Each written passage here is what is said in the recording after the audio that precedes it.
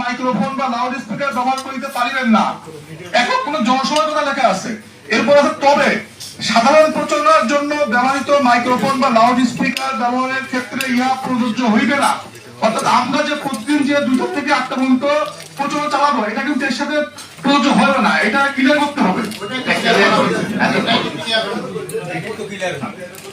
ওই জিনিসটা তো ক্লিয়ার করা হবে। আপনি জনসভার জমিতে 3টে পাচ্ছেন, ওরা 3টে আলাদা, বাট আপনার এখানে আমি এখন আপনার